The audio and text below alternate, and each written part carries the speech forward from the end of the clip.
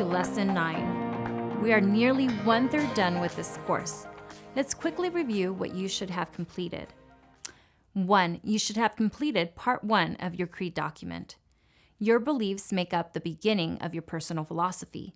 This part will have 8 to 15 of your core beliefs written out. 2. Are you interacting with a mentor or two who are helping you get some perspective on one or more of your questions about life or a project you are working on? What you learn from them is Part 2 of your personal creed. 3. By now, you should be getting or have gotten feedback from 3 to 4 people you know and trust who have each given you 4 positive characteristics and 1 suggestion for improvement.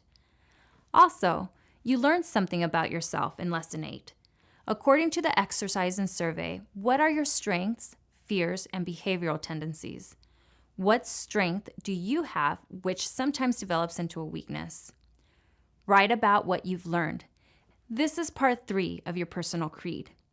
If you've not completed these 3 steps, do so while we are working on the next few lessons.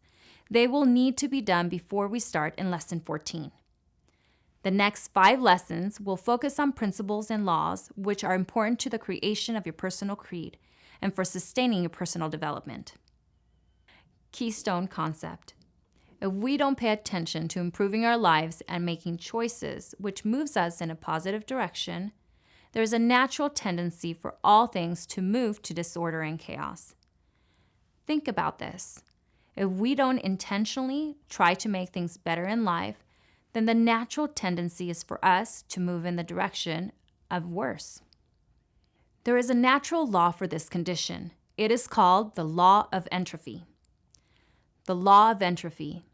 Life unattended or neglected will naturally move toward disorder, disorganization, and uncertainty. Anything and everything in our lives is included in this law. Our health unattended or neglected will naturally move towards becoming overweight, weak, without strength in our muscles, and sick. Our bedroom unattended or neglected will naturally move towards clothes on the floor, unmade bed, and a general messy environment.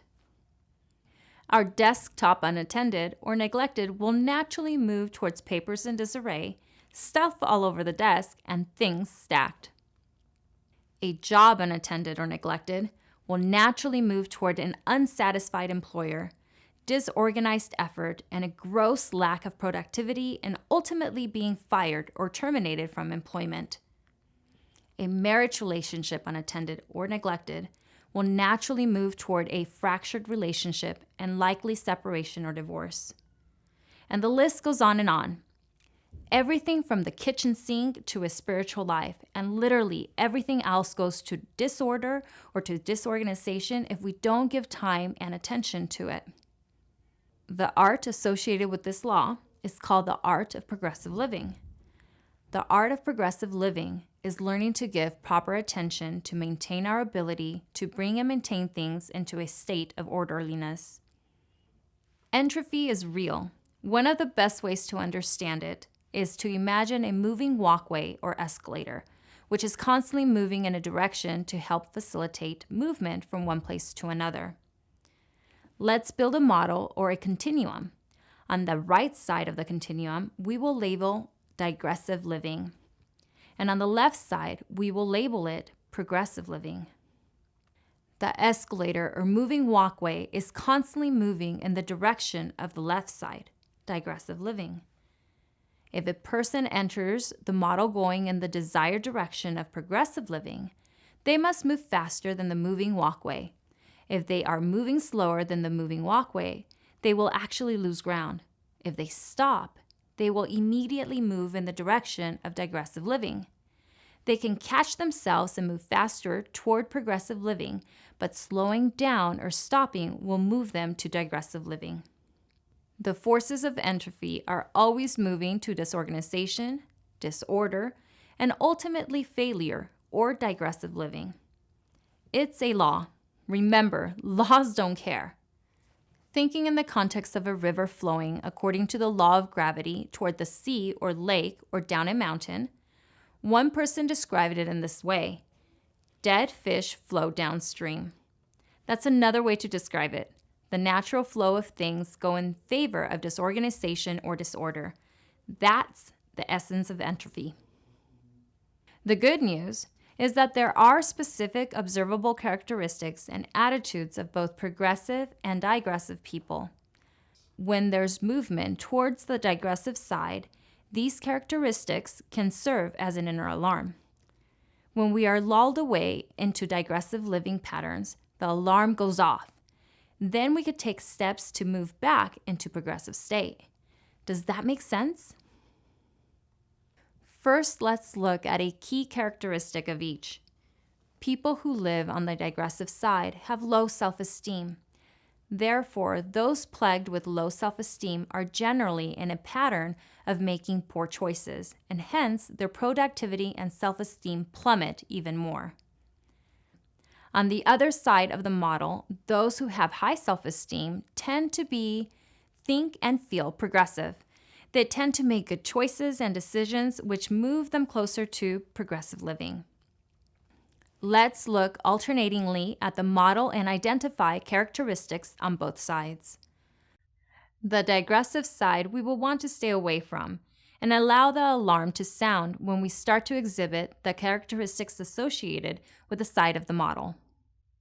The progressive side will be our goal, and by being more often on that side, we will find greater enjoyment, self-esteem, and productivity.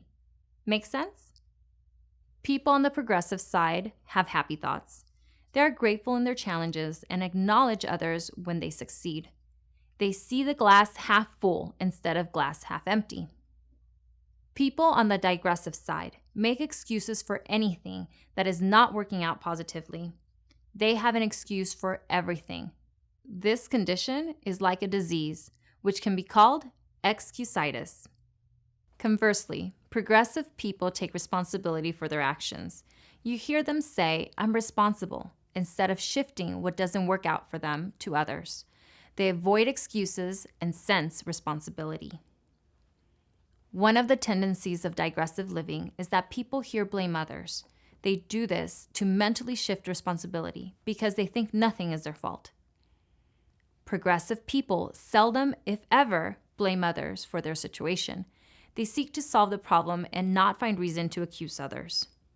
Digressive people see failure differently than those on the progressive side. Those on this side see failure as terminal or completely final. They have a feeling of it's over and nothing will ever be good again when they fail. However, those on the progressive side see failure as fertilizer. Failure is a chance to learn and correct. There are many stories to illustrate this.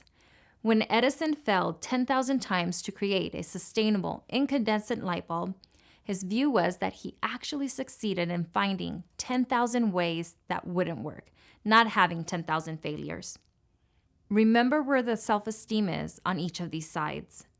On the digressive side, they have low self-esteem. They're not comfortable with themselves. Progressive people, they like themselves and have high self-esteem and tend to be more productive and make good decisions. Remember the purpose of identifying these characteristics in this way. When we find ourselves worrying about things we can't control, or making excuses instead of accepting responsibility, or blaming others, or seeing failure as a permanent thing, then we can take steps to move ourselves back over to the progressive side. Make sense? Let's look at a few more characteristics of each. Digressive people focus on the external. Since they have low self-esteem, they focus on doing whatever they can with clothing, makeup, property, and so forth to adorn and give others a sense that they are successful. There is nothing wrong with nice clothes, makeup, expensive autos, etc. But these people depend on it for a false self-esteem. Progressive people are less concerned about what they own or possess and more about what they are. They have an internal focus and want to be comfortable with who they are, not what they have or don't have. Digressives are indecisive and worry about what others will think about their decisions, while progressives are decisive and they make a decision and stick to it.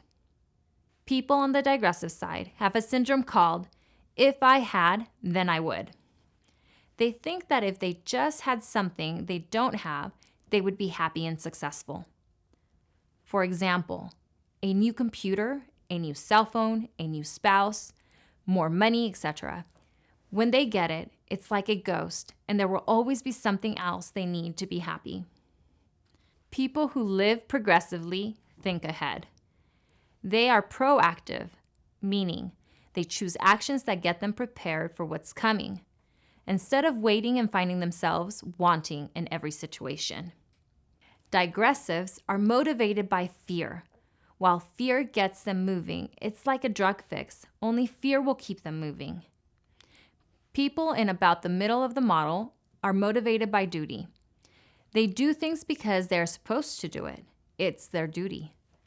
People on the progressive side are motivated by love. They love others and accept love when it's extended. Love generates more love for others, life and living. Digressive people have a bad habit of holding grudges against anyone who has hurt their feelings or made them lose a little more of their self-esteem. Progressive people are forgiving. They don't hold grudges, nor do they hold others hostage for past mistakes. Digressive people are I-centered. Their speech and their attitudes are always about themselves and how they are affected. I did this, or I did that, or look at me, and they seek to make themselves important since their self-esteem is so low. Progressive people are more focused on we instead of I. They see the value of others as a team, group, family who help each other and find solutions. They desire more to say we accomplished something instead of wanting to take personal credit by boasting, I did it.